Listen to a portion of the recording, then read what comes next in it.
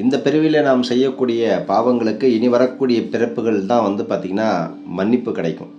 ஆனால் இப்பிறவியில் செய்த பாவங்களை மன்னித்து இப்பிறவியிலேயே நன்மை செய்யக்கூடிய தருபவராக இருக்கக்கூடியவர் மதுரை மத்திய பேருந்து நிலையத்தில் பார்த்திங்கன்னா மதுரை மத்திய பெரியார் பேருந்து நிலையம் இருக்கு இல்லையா?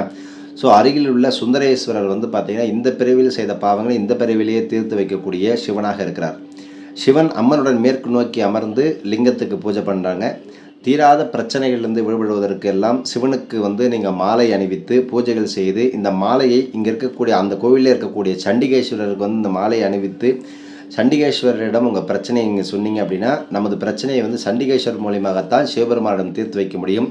நிறைய பேர் நந்தி காதில் போய் உட்காந்துக்கிட்டு நை நை நைன்னு கத்துறது இதெல்லாம் பண்ணக்கூடாது. அது மிகப்பெரிய தோஷத்தை குறிக்கும். ஏன்னா நந்தி சிவனுடைய நிஷ்டதானில் இருக்கும்போது இது பண்ணுறது, அதேமாதிரி சண்டிகேஸ்வரர் போய் கை தட்டுறதெல்லாம் பண்ணவே கூடாது. நான் சொன்ன மாதிரி பண்ணுங்கள். இந்த பிறவியில் செய்த பாவம் இந்த பிறவிலே தீர்த்து வைக்கிறார் சுந்தரேஸ்வரர். போய் பாருங்கள். நற்பவி.